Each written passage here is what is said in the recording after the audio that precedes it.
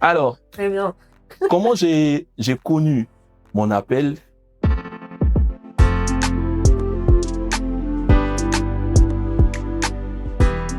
Salutations! Et bienvenue dans ce nouvel épisode de Kadash, le podcast pour les personnes qui s'interrogent sur comment connaître son appel. On entend beaucoup cette histoire d'appel en tant que chrétien. Qu'est-ce que Dieu veut pour nous? Quelle est sa volonté dans nos vies? Quel est le but en fait de cette vie sur Terre? Et du coup, pour apporter des éléments de réponse à toutes les questions que vous pouvez avoir, on vous a ramené quelqu'un qui connaît son appel et qui pourra donc nous conseiller parce que nous, on n'est pas encore entièrement dedans. Donc, on a ramené quelqu'un de qualifié. Est-ce que vous pouvez vous présenter? Bonjour à tout le monde, je suis pasteur Eric, pasteur second à l'église Jésus mon refuge et je suis très content d'être là. Amen. Amen. Alors déjà, on peut dire qu'il manque une personne, d'accord? Ah ouais, c'est vrai. La salade va bien, elle est juste au travail. Ouais, ouais. Donc, elle est là en esprit, vous inquiétez pas. Répondez à l'appel, un autre appel. Mais pour vous, ça correspond à quoi l'appel? Quand on parle d'appel, ça fait référence à quoi? Alors pour moi, je dirais que l'appel, c'est une invitation de Dieu à toute personne, à un peuple, à une nation, pour mettre, si on peut dire ça comme ça, en pratique le plan que Dieu a pour ces différentes personnes ou pour ce peuple. Donc l'appel, c'est une invitation à mettre en pratique le plan de Dieu, un plan déjà préétabli d'avance, et de rentrer dans le plan qu'il a lui-même choisi pour chacun d'entre nous. Et je vous avais demandé de venir avec quelques références bibliques, du coup, parce que nous, on a cette habitude à chaque fois de donner un cadage du jour. Et vous savez, on aime bien quand on a un invité, Bien sûr. de laisser le choix de ce cadage du jour à l'invité. Alors, comme passage, j'ai choisi le passage de Romains 8 au verset 30. Il est dit, « Et ceux qu'il a prédestinés, il les a aussi appelés. Et ceux qu'il a appelés, il les a aussi justifiés. Et ceux qu'il a justifiés, il les a aussi glorifiés. » Amen. Donc, Dieu, dans ce passage, en fait, est en train de nous parler, en fait, de tout ce qu'il a fait. Dieu n'a rien fait dans la dentelle. Donc, cela veut dire que quand Dieu t'appelle, c'est qu'il y a déjà toute chose qui est déjà prévue d'avance. Il suffit à toi de rentrer, entre guillemets, par l'Esprit, en te connectant au Saint-Esprit pour ce que Dieu a pour toi. Moi, ça me rappelle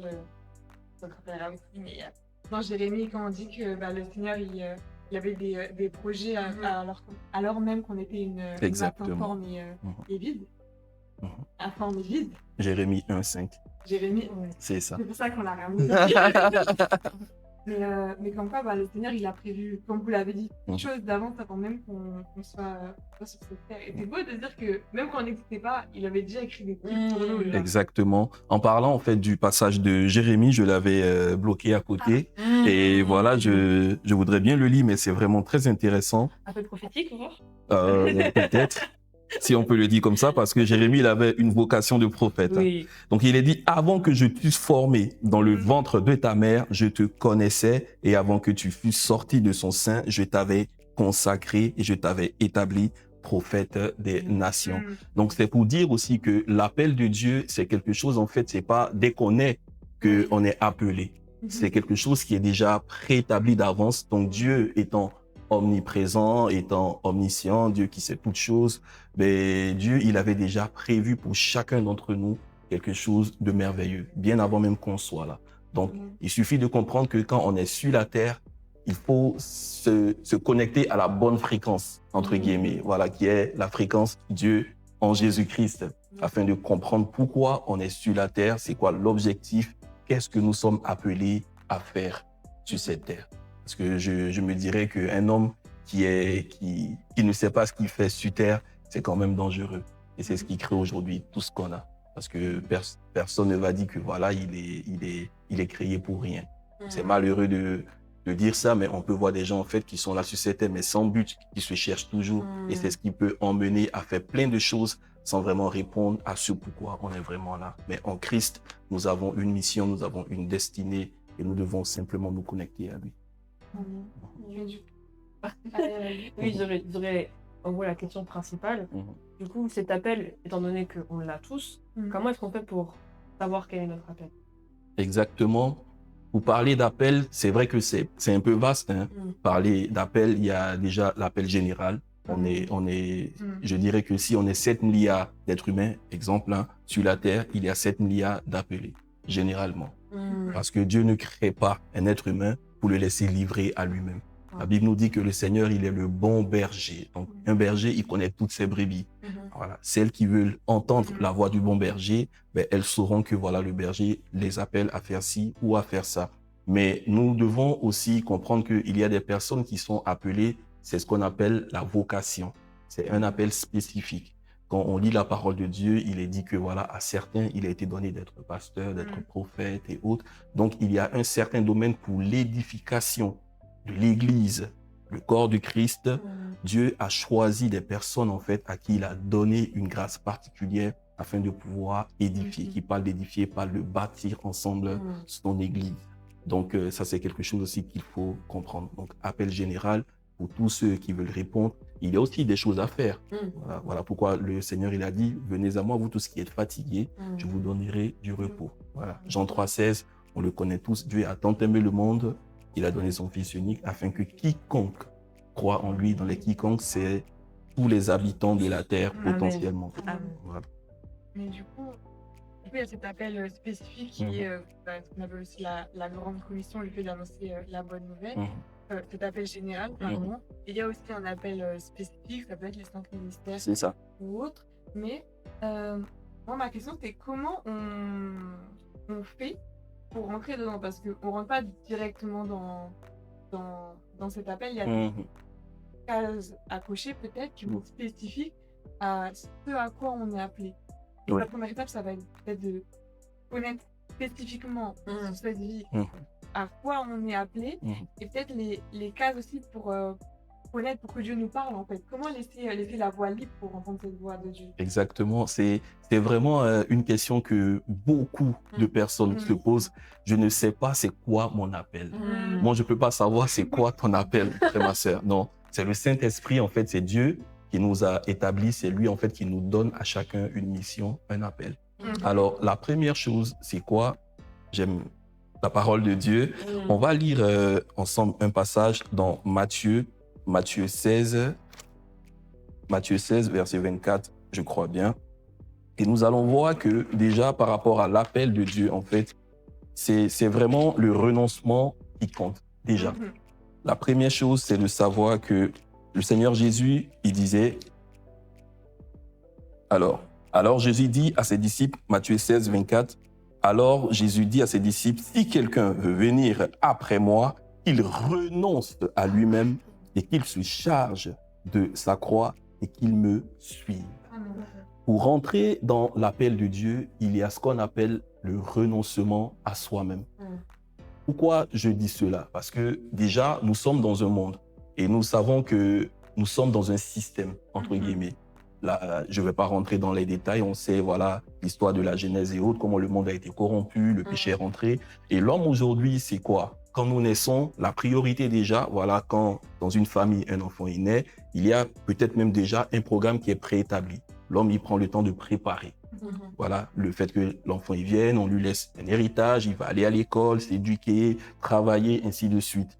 Ça, c'est vraiment le plan humain. Mais Dieu, en fait, il ne vient pas pour nous mettre dans un tel truc, en fait, dans un tel moule, entre guillemets. Dieu vient pour, en fait, détruire déjà ces pensées-là. Voilà pourquoi Jésus, il est venu dans un premier temps pour détruire, en fait, certaines pensées qui étaient déjà là. Donc, il faut savoir que répondre à l'appel de Dieu, c'est déjà renoncer à ce que nous avons déjà prévu nous-mêmes d'avance. Parce que l'homme, généralement, il a ses propres projets.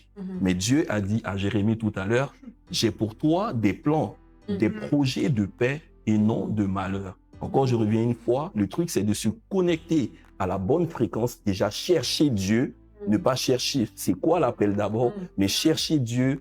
Et quand on le cherche, lui, on a la révélation obligatoirement de ce que Dieu veut qu'on fasse pour lui. Donc, le premier appel, c'est de chercher Dieu pour tout chrétien. Après, je crois que les choses commencent à se dessiner. Plus qu'on est connecté à lui, dans une communion avec le Saint-Esprit, les choses vont commencer à s'éclaircir et nous allons commencer à voir. Un bébé, tout de suite, quand il naît, il n'a pas la vue. Non, c'est avec le temps qu'il commence en fait à voir. J'ai jamais vu un bébé qui voit tout de suite. Non, le bébé, quand il naît, généralement, il a les yeux fermés, même quand c'est ouvert, mais il n'arrive pas à distinguer. C'est peut-être au bout du 6e mois, je crois, que voilà, il commence à voir, à reconnaître les parents, les couleurs, ainsi de suite. C'est pareil aussi pour un chrétien. Donc, ne cherche pas tout de suite à savoir c'est quoi l'appel. Il va se dessiner au fur et à mesure. Et du coup, ça me fait penser à ce verset dans la Bible qui dit chercher d'abord le royaume de Dieu et sa justice. Exactement, exactement. Par-dessus ensuite, ça dépend des versions. On pourrait dire que parce que l'appel aussi, c'est un don. Voilà, c'est pas quelque chose qu'on a mérité. Moi, pour être pasteur, je ne vais pas dire que voilà, j'avais des capacités, je connaissais la Bible. Non, jamais de la vie. J'aurais un jour même cru que je serais pasteur, loin de là. Moi, dans ma tête, voilà, c'était faire mes affaires, être un homme d'affaires. Mais au grand jamais, j'avais pensé être pasteur. Mais c'est quelque chose, en fait, qui s'est dessiné et c'est un appel, une invitation à laquelle j'ai répondu avec une grosse lutte parce que j'ai pas voulu ça, mais j'ai dû, en fait, répondre à l'invitation de Dieu. Et c'est vrai que ça coûte. Ça coûte de renoncer à ses propres plans, de repartir sur de nouvelles bases en faisant confiance à Dieu, en ayant foi. Et ça coûte. Ça coûte. Et il y a des hommes dans la parole de Dieu, il y a plein d'histoires. Quand on te parle d'Abraham qui a quitté voilà, tout, qui est parti, Moïse qui était en Égypte, qui avait une identité. Quand on lit dans l'Épître aux Hébreux, on dit voilà, il a laissé cette identité-là dans le palais et il est parti. Donc vous voyez que quand Dieu vient d'abord, il va chercher à détruire en fait tout ce qui était là avant afin de te donner une nouvelle identité en Christ. C'est ça le premier appel. Après le reste, ça commence à venir avec Dieu. Vous avez cette grâce que ça a été vite. Vous avez vite peut-être, vous êtes vite rentré dans votre appel. Là, vous avez cité Abraham, Moïse, donc Jésus, ça a pris 30 ans. Et comment, pendant tout ce temps d'attente, on ne connaît pas l'appel, ne pas tomber dans peut-être une lassitude ou une frustration? C'est vrai que quand on est là et puis on se pose souvent des questions, on peut peut-être douter, peut-être même se dire, est-ce que Dieu m'a forcément appelé? Mais moi, je ne pense pas. Je crois que quand on vient en toute sincérité et qu'on s'en remet à lui, il va forcément nous montrer un certain domaine où il nous veut. Déjà, la première chose, c'est de savoir que Dieu va nous faire passer par un processus. Ça, c'est important. On ne se lève pas tout de suite pour dire non, je suis pasteur. Moi, avant d'être pasteur, je vous assure, voilà, dans l'église locale, j'ai été à la logistique. Voilà, j'ai été un peu partout. Voilà, nettoyage, j'étais vraiment un peu, entre guillemets, là où il y avait un truc à faire, je me rendais disponible. Donc, c'est déjà ça qui compte. Parce que les gens, en fait, ils refusent. Dieu, il peut te montrer. Dieu, généralement, quand il y a cette rencontre, comme ça a été le cas avec Moïse, devant le buisson ardent, Dieu lui a donné des paroles, tout et tout, mais il ne savait pas c'était quoi le processus par lequel il devait passer. Et ça, souvent, ça fait peur. Parce que ça, c'est la marche maintenant par la foi. Et donc, les gens, ils ont peur, en fait, d'affronter. Les gens se disent, ben, Dieu, montre-moi tout en même temps. Non, sinon, il ne prendra pas plaisir. Parce que la Bible dit quoi? Il prend plaisir à la foi. Donc, il y a un processus par lequel il faut passer. Mais quand tu viens d'un cœur sincère et que tu commences, même déjà, la Bible dit quoi?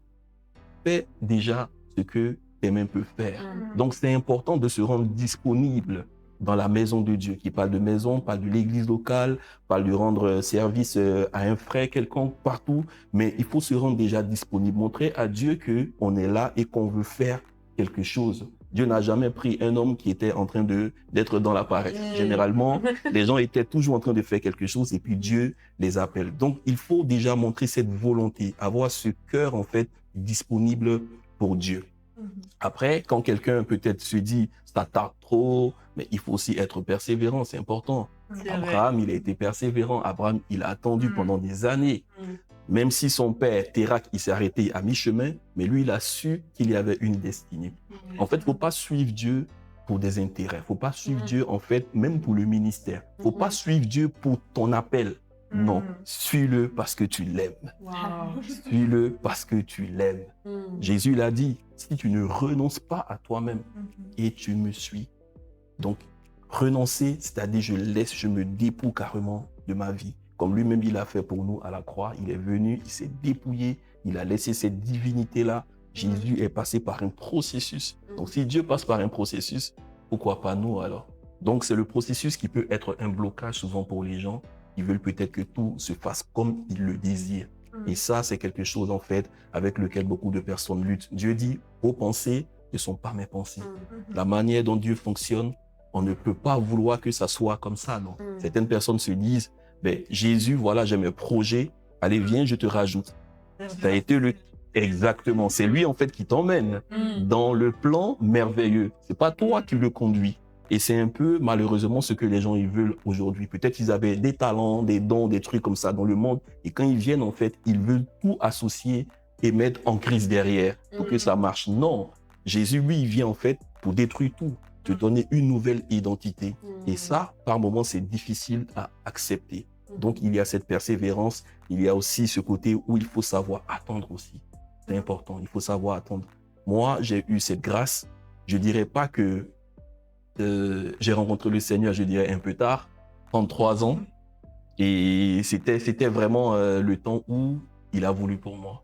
Sinon, voilà, je crois que je ne serais plus, je ne serais plus là. Pour moi, ça a été vraiment quelque chose de radical, entre guillemets. Voilà, j'étais comme Paul et je partais dans tous les sens sur mon cheval. Et le Seigneur, il a dit, allez, toi, si je n'arrête pas ce bonhomme, il y a quelque chose de merveilleux pour lui, mais il va faire n'importe quoi. Je préfère en fait le faire descendre. Et puis, voilà. Donc, quand j'ai entendu cette voix, je n'ai pas pu résister parce que c'est un amour qu'on ne peut pas expliquer. Il faut le vivre pour comprendre. Donc, j'ai tout de suite en fait compris qu'il y avait quelque chose pour moi, mais j'ai accepté de passer par un processus et je continue toujours de passer par un processus parce qu'on ne finit jamais d'apprendre avec Dieu. Voilà. Mais du coup, on n'a pas dit, mais vous, spécifiquement, comment vous avez connu Alors, très bien. Comment j'ai connu mon appel? Vous savez, je dirais que le pastorat, c'est pas en fait tout ce que Dieu veut pour moi. Il y a encore beaucoup de choses. Je dirais même que le pastorat, c'est un processus. C'est un processus. Jésus, il avait ce qu'on appelle les 5 ministères. Quand on parle souvent d'appel, nous, chrétiens, on est plus focalisés sur ces choses-là. Les 5 ministères et autres. Mais Dieu peut t'appeler en fait à faire, même dans les affaires. Oui, Joseph était un homme qui était dans les affaires en Égypte. Il était ministre. Il peut t'appeler dans la politique, dans le droit et autres. Daniel était gouverneur à Babylone. Donc Dieu peut nous appeler en fait dans différents domaines. Pas que à être pasteur, pas que à être prophète et autres. Me concernant, vous dire vrai, comme je le dis encore, ça a été vraiment une lutte. Même quand, voilà, parce que il faut vraiment que ça puisse aussi être vu des pères, entre guillemets. C'est pas parce que, voilà, tu as lu 2 versets, 3 versets, tu as eu 2 rêves, 3 songes, que, voilà, tu te vois dans un stade en train de prier pour les gens, que tu es appelé. Non, oui, tu es appelé, d'accord, mais le processus toujours. Et pour ma part, je crois que les pères, voilà, notre père, parlant de l'apôtre Maïas, il a vraiment vu. Il m'a demandé de prier avec mon épouse. Ça a été vraiment un temps, on peut dire ça comme ça, où on a vraiment lutté aussi. Donc voilà, on a vraiment pris le temps. Mais quand le Seigneur te veut, faut pas résister. Donc j'ai pas résisté à l'appel céleste, comme Paul l'a dit. J'ai pas pu en fait résister. C'est ma destinée. C'est ce que Dieu avait pour moi. C'est la grâce. Donc je dis pas que c'est forcément ce que tout le monde va subir comme processus. Non. Mais j'ai su clairement, et aussi il y a des grâces particulières par rapport à la parole de Dieu, par rapport à certaines choses, voilà, que Dieu a révélées en moi. Un travail qui a été fait aussi en amont. Donc c'est quelque chose en fait où il y a eu une préparation en avant. J'ai une question. Est-ce que parce que je pense que c'est le cas pour certaines personnes, surtout les personnes qui ont peut-être des dons prophétiques ou qui sont appelées au ministère prophétique, où dès l'enfance, en fait, si on commence à regarder, on dit « Ah, j'ai toujours eu des rêves, j'ai toujours des choses. Est-ce qu'il y a quelque chose dans, je sais pas, dans comment vous étiez avant Christ, qui, quand vous y repensez, vous vous dites « Ah, mais en fait, j'avais déjà ça, que le Seigneur a utilisé pour… Ouais. C'est vrai que je dis pas que j'avais des choses parce que moi, je vois un peu le cas de Moïse. Mais avant, je n'arrivais pas à aligner des mots comme ça. J'étais bègue. Je bégayais, j'arrivais pas à bien parler et voilà, tout ce que je disais était entrecoupé. Mais Dieu m'a guéri. Dieu m'a guéri quand j'ai décidé en fait de répondre à son appel. Donc tout ce que je dis aujourd'hui, tout ce que je prêche, mais c'est par la grâce de Dieu. Alors, le truc, c'est quoi? C'est que notre destinée était déjà, entre guillemets, tracée. Mais par moments, nous prenons le temps, voilà, de nous-mêmes faire ce qu'on veut. Mais je me souviens que le jour où je devais me faire baptiser, quand j'ai répondu à l'appel de Dieu, j'ai dit au Seigneur, mais pourquoi? Parce que c'est tellement merveilleux quand tu rencontres le Seigneur. J'ai dit, mais pourquoi est-ce que j'ai autant tardé, Seigneur, tu vois? J'aurais dû peut-être être là, peut-être depuis même 12 ans et autres. Et Dieu m'a montré, en fait, dans une vision, des personnes qu'il a envoyées afin de me prêcher l'évangile, mais j'ai pas répondu. C'est pour dire que nous avons notre responsabilité dans l'appel de Dieu. En amour, il n'y a pas de forcing. L'amour, c'est deux personnes déjà, quand on parle d'amour entre un homme et une femme, deux personnes qui acceptent de devenir un. Pareil avec Dieu. Donc Dieu va t'appeler, il va t'inviter, il va toquer, mais c'est à toi de répondre. Et quand tu acceptes, et lui, il fait le pas et il vient. Alors, le truc, c'est quoi? C'est que de mon côté, j'ai pas vraiment pris le temps de faire les choses comme il fallait auparavant. Mais je me souviens qu'il y avait comme ma mère, voilà, on partait avant à l'église catholique, tout et tout. Mais il y avait comme des pics à certains moments où les gens m'appelaient même pasteur. Parce que quand je me disais que tout ce que je faisais dans la vie, il y avait des choses qui ne me satisfaisaient pas. Et donc, ça m'arrivait de mettre des versets bibliques, des choses que je disais même avant ma conversion. Et je me souviens que les réseaux sociaux, souvent, on te renvoie des trucs. Et même avant que je rencontre le Saint-Esprit, qu'il y ait vraiment ce truc qui se passe, le baptême de feu et autres, mais je disais des choses comme par prophétie, en fait, sur ma propre vie. Et je ne me rendais pas compte. Donc ça peut aussi être des petites alertes que Dieu nous met pour nous montrer qu'il y a quelque chose de merveilleux. Par moments, on peut avoir des pics, mais c'est quand on rencontre le Saint-Esprit que tout cela, en fait, nous est rappelé. La Bible dit quoi? L'Esprit viendra et il vous rappellera toutes choses. Donc, il y avait des pics, il y avait cette destinée qui était déjà là. Les gens le voyaient, certaines personnes pouvaient le voir en moi, mais j'étais aveuglé et je vivais ma vie, voilà, comme un fou. Mais le Seigneur, il m'a récupéré et puis voilà, aujourd'hui.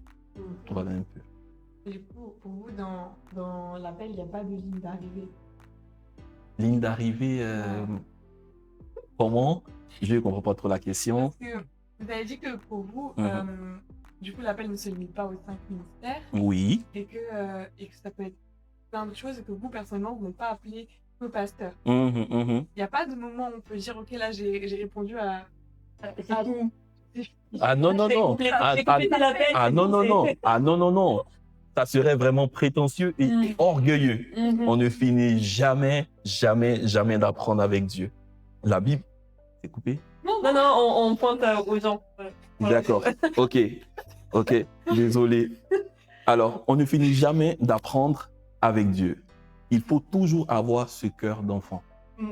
C'est ce qui, le Seigneur Jésus, il disait à ses disciples, quoi? Que le royaume appartient à ceux qui ont le cœur comme des enfants, toujours désireux, toujours aspirants. Et je me suis donné un petit nom, l'étudiant éternel du royaume. Donc, on ne finit jamais d'apprendre. Le Seigneur Jésus, lui seul, la Bible dit, c'est lui seul qui est l'alpha et l'oméga, le commencement et la fin. Toutes choses ont été créées en lui, par lui, pour lui. Il n'y a que lui seul. Sinon, en tant qu'être humain, nous avons reçu une grâce et c'est avec lui dans les cieux qu'on pourra vivre d'autres choses. Mais sinon, ici, on doit toujours aspirer. Donc, il n'y a pas de « je connais tellement ». Personne ne peut épuiser cette merveilleuse parole. C'est pas possible. C'est pas possible. Nous connaissons en partie. On ne peut pas totalement dire qu'on connaît quelque chose. Sinon, c'est qu'on n'a rien compris de Dieu. Donc, Dieu va nous emmener dans certains domaines. Voilà pourquoi aujourd'hui, tu peux voir, il y a des personnes qui commencent dans le pastorat et après, chemin faisant, le prophétique va s'ajouter, ça va être plus aiguisé. L'apostolat aussi va être plus aiguisé, ainsi de suite. Et c'est comme ça qu'après, l'enseignement, et on peut être dans tous les ministères, on peut être, entre guillemets, complet, mais sauf que, voilà, on ne finit jamais d'apprendre. Mais dire qu'on est complet avec Jésus, avec la parole, ce serait très prétentieux. C'est très prétentieux de le dire. Comme on l'a dit, on parle souvent des 5 ministères quand on parle d'appel. Est-ce que vous pourriez donner d'exemples de ministères, en tout cas d'appel en dehors votre message? Parce que je suis pas sûre que les gens ils voient forcément ce qu'on peut vouloir dire. C'est vrai que quand on parle d'appel en dehors, moi je crois qu'il y a des gens que Dieu suscite. Dieu suscite pour être dans certains trucs. Par exemple, l'exhortation. On te parle d'exhorter. Exhorter, c'est un ministère. Déjà, nous avons tous été appelés, la parole dit, au ministère de la réconciliation. Ça, c'est vraiment la première chose à laquelle je veux en venir d'abord. C'est-à-dire réconcilier qui? Réconcilier le monde avec Dieu. Être un pont entre les gens qui sont dans le péché et notre Seigneur Jésus-Christ qui est venu donner sa vie. Donc ça, c'est vraiment un privilège que Dieu nous accorde de pouvoir être participants de son œuvre. Voilà pourquoi il nous donne tout ce qui est aussi des dons qui vont avec. Dieu peut aussi susciter des gens qui sont appelés à être, généralement, il y a un nom qu'on donne au ministère des rois. Voilà, des gens qui sont appelés, mais à être vraiment peut-être dans les affaires et autres, mais ils ont vraiment un don dans ces domaines-là. Dieu peut susciter des gens, mais pour être des personnes qui financent tout ce qui est des choses du royaume et autres. Et Dieu leur donne une sagesse qui va avec, dans les affaires, à pouvoir investir. Il y a cette clairvoyance-là qui leur donne à pouvoir être des soutiens pour son œuvre ici-bas. Il y a aussi des personnes qui sont appelées aussi, voilà, dans l'intercession. Des gens vraiment il faut savoir qu'à chaque fois qu'il y a eu des mouvements de réveil quelque part, quand tu lis l'histoire des généraux de Dieu et tout ça, tu peux voir que quand on te parle des Charles Todd, des gens de... Voilà, il y a plein d'époques comme ça où les gens se sont retrouvés d'abord pour prier. Mais les gens priaient pendant des jours, et un jour, boum, Dieu suscite et il y a quelque chose qui se passe et toute une nation commence à être donnée à Christ. Donc, on peut aussi être appelé aussi dans ces choses-là qui, je dirais pas, qui sont souvent entre guillemets, négligées ou voilà. Parce que les gens, quand on parle, les gens aujourd'hui, ils regardent plus là où on est vu en fait. On est sur la chair, on tient un micro, tout et tout. Non, mais Dieu peut déposer quelque chose de particulier dans la prière pour toi et tu peux être un intime de Dieu, un ami de Dieu. Rentrer dans cette amitié-là, Dieu dit que Abraham était son ami. Avant même de prendre des décisions, regardons l'histoire de Sodome et Gomorrhe. Dieu va aller aviser Abraham afin de lui dire que si je trouve tel nombre de justes, je ne vais pas détruire. Et il a négocié avec Dieu. Et c'est pour ça que Lot a eu la vie sauve à cause de l'intercession de Abraham. Moïse a été un homme qui a intercédé pour son peuple. Il a dit, mais Seigneur, si tu ne vas pas devant moi, moi je ne bouge pas. C'est toi que je veux, ce n'est pas des anges, non. C'est toi que je veux et ce peuple. C'est toi qui me l'as confié, donc allons jusqu'au bout. Donc il y a des personnes qui se sont tenues comme ça pour intercéder. Dans la Bible, on nous parle aussi de Anne avant l'arrivée de Jésus. Pas Anne, la mère de Samuel, mais Anne était une femme qui a intercédé. La Bible dit, elle servait Dieu dans le jeûne et la prière. C'est fort ça. Servir Dieu dans le jeûne et la prière. C'est une grâce. C'est une grâce. Donc, servir en fait, c'est savoir là où Dieu me veut et rester dans mon couloir. Donc, c'est pas forcément être dans les 5 ministères, entre guillemets, qu'on connaît, mais c'est être là où Dieu me veut pour pouvoir impacter le monde. Il y a des gens qu'on verra au ciel, mais qui ont fait un travail phénoménal. On est le fruit de la prière de certaines personnes. Moi, je sais que, voilà, je suis le fruit de la prière de mes parents. Voilà, donc c'est des choses qui sont importantes aussi. Prier, c'est le premier aussi ministère. Il faut prier, il faut jeûner. C'est pas simplement que des activités spirituelles. Et dans la prière et dans le jeûne, que le réveil aussi peut prendre place. Amen. Merci beaucoup. Je pense que là, on a toutes les clés nécessaires pour connaître notre appel. Donc là, on n'a plus d'excuses en fait. et merci beaucoup d'être venu. Merci à vous. Parce que vous êtes un homme très occupé. Mais vous avez trouvé le temps pour répondre à cette invitation. Et pour nous, on sent vraiment honoré du coup de ce temps que vous nous accordiez. Et on prend vraiment ça comme un cadeau que Dieu fait à ce podcast. Et si je peux vous demander de prier pour remettre à la fois notre appel, j'en profite, mais également l'appel de ceux qui nous regardent pour qu'ils découvrent Et s'ils le savent déjà ou quand ils vont le connaître, qu'ils n'aient pas peur de rentrer dedans. Amen, amen. Gloire à Dieu. Père, nous te bénissons, nous te rendons toute la gloire. Merci pour ta fidélité. Merci pour nos frères et sœurs, Seigneur. Tu connais le cœur de chacun d'entre nous.